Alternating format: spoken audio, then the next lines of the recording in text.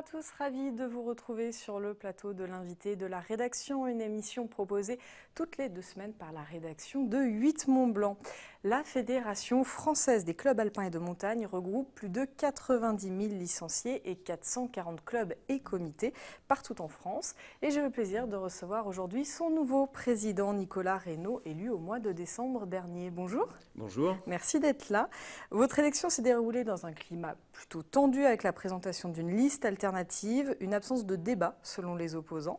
C'était déjà le cas au mois de janvier dernier avec l'adoption du nouveau règlement. Votre première mission en tant que président, ça va être de calmer le jeu ? Mais je crois que le jeu est déjà très calme. Ma première mission en tant que président, c'est d'appliquer les textes et statutaires de la fédération.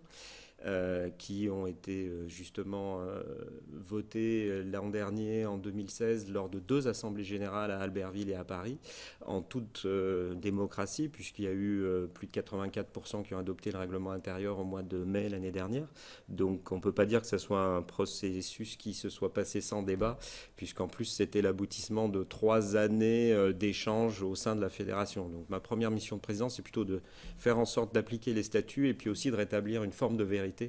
Là, les élections se sont passées de manière tout à fait démocratique, puisqu'il y avait plus de 80% de la masse électorale de la fédération qui était présente à Lyon au mois de janvier. C'était au mois de janvier, 27 et 28 janvier dernier. Et absence de débat, puisque, bon, on peut le regretter, il y avait une deuxième liste, effectivement, qui avait présenté au club un autre projet que le nôtre. Mais cette liste n'est pas venue présenter son projet, effectivement. Donc, il y a eu en ce sens une absence de débat. Mais maintenant, on est parti, on travaille. Cette assemblée générale a été très sereine, elle a donné de l'élan à tout le monde. Donc, on va capitaliser cet élan pour développer les activités, développer notre savoir-faire, améliorer l'accueil des gens en montagne et faire ce qu'on sait faire depuis 144 ans. Alors d'ailleurs, il faut le rappeler, vous avez été élu avec plus de 90% des voix lors de cette assemblée générale. Alors parmi vos promesses de campagne, on peut dire, il y avait développer l'influence des clubs alpins dans tous les domaines de la montagne. La FFCAM a vocation à devenir un lobby ?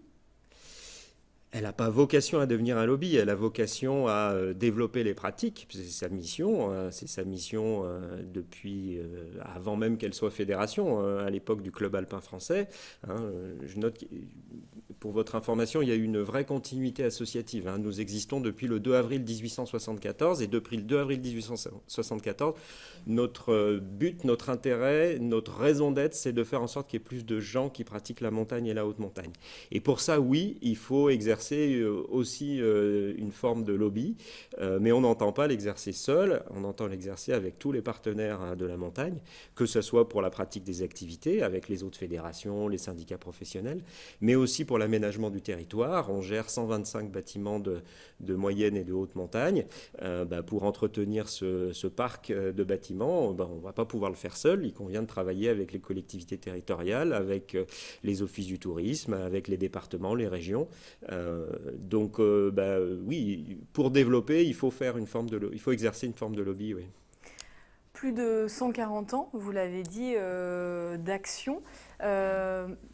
L'activité en montagne s'est développée ces dernières années. Donc c'est que vous avez réussi une partie de votre pari ?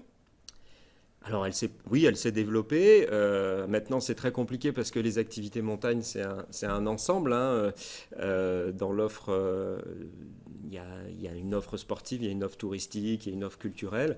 Donc nous, on essaie, de par notre histoire, de par notre raison d'être un peu le trait d'union entre tous ces développements. Et on travaille avec tout le monde de manière concertée pour que justement ce développement se fasse avec les valeurs qui ont fait que le club alpin s'est créé à l'époque, des valeurs aussi bien sur le respect des milieux naturels, sur une pratique de la montagne non aseptisée, sur une pratique de la montagne autonome et puis surtout collective. On est là pour pratiquer la montagne ensemble. Donc on essaie à travers ça de travailler avec tout le monde. Les activités de montagne ne se sont pas développées uniquement grâce au club alpin. On voit des images de stations de ski. Les stations de ski ont aussi contribué au développement des pratiques de montagne. La difficulté, c'est qu'il faut le faire ensemble de manière peut-être un peu plus concertée. C'est ce que j'allais vous demander, parce que vous n'avez pas forcément tout le temps les mêmes intérêts. Votre équipe a dit vouloir lutter contre l'artificialisation de la montagne. Un projet comme le Dôme Ski à Tignes, soutenu par certaines structures, je suppose que ce n'est pas le cas de la FFCAM. C'est sûr que quand on voit les sommes qui sont annoncées, alors on ne sait pas ce qui conviendrait, mais on a lu à droite à gauche plusieurs dizaines de millions d'euros. Autour de 60 millions, 60 millions d'euros, c'est exactement nous ce qui nous manque pour aujourd'hui rénover l'ensemble de notre parc refuge. On a déjà rénové une quarantaine de bâtiments, on aimerait bien rénover encore autant dans les années qui viennent. Et voilà, c'est à peu près la somme qui nous manque.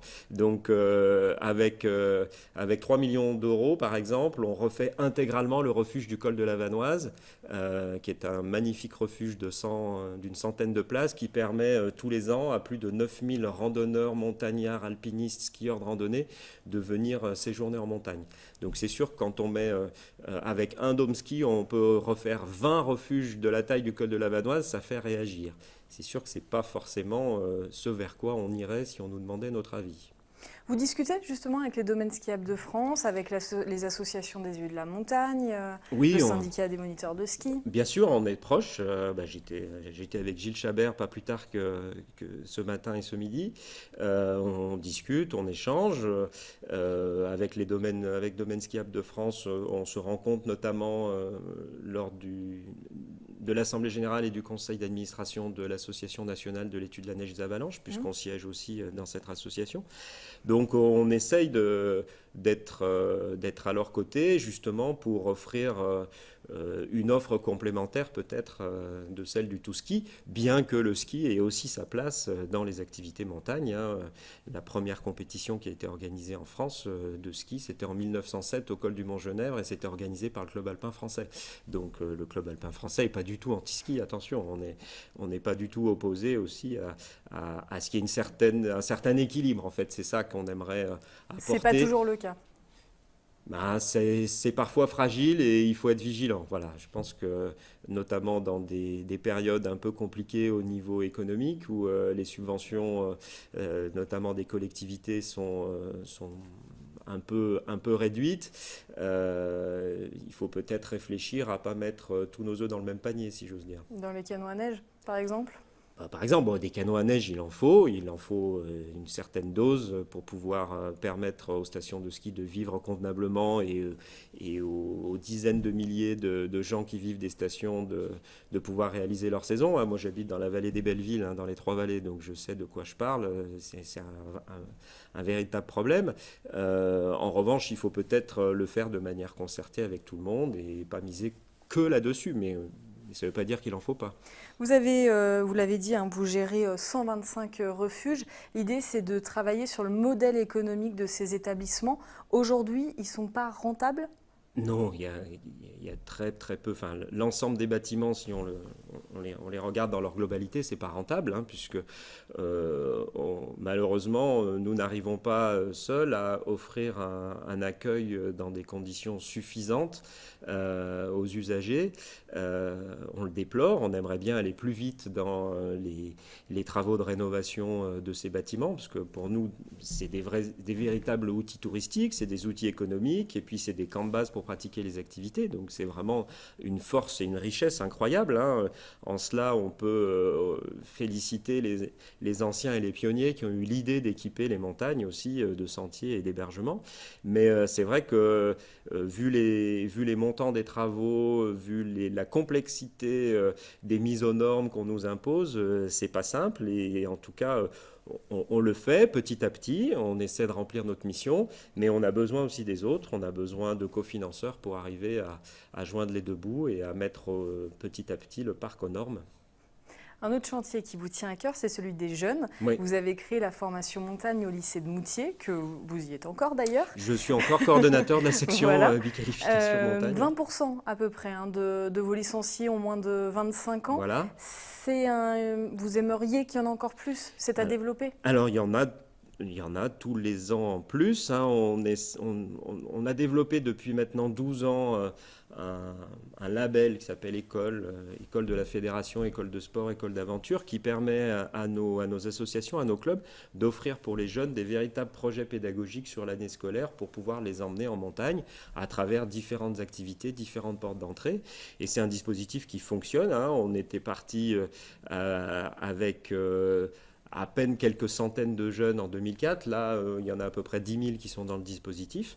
Donc, c'est un dispositif qui progresse d'à peu près 1 500 jeunes tous les ans.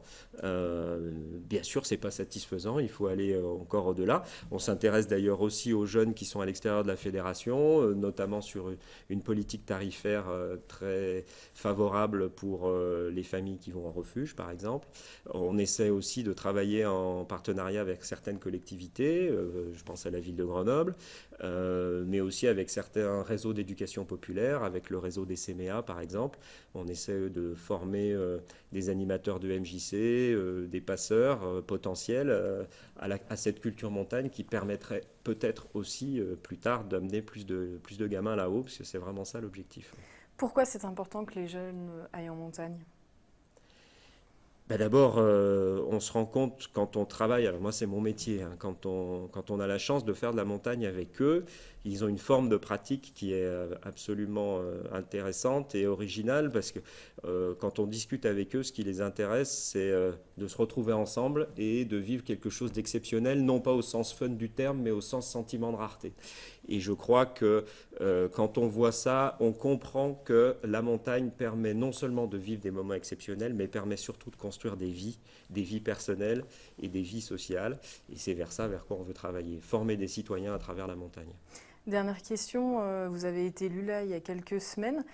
Vous avez encore le temps d'en profiter de nos belles montagnes? Eh ben, j'essaye, ça doit se voir, j'ai fait un peu, oui, un vous peu avez de des belles ski couleurs. Récemment. J'essaye d'en profiter, d'abord par mon métier, puisque j'emmène des jeunes, enfin je coordonne toute une équipe de guides pour former des jeunes au métier de la montagne.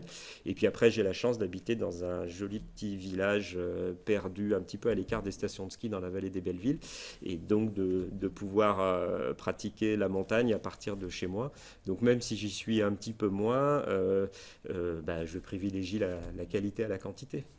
Merci beaucoup. Merci à d'être vous venu en sur tout le cas. plateau Merci. de l'invité de la rédaction. On se retrouve dans 2 semaines pour un nouvel invité. Passez une très belle soirée. À bientôt sur 8 Mont Blanc.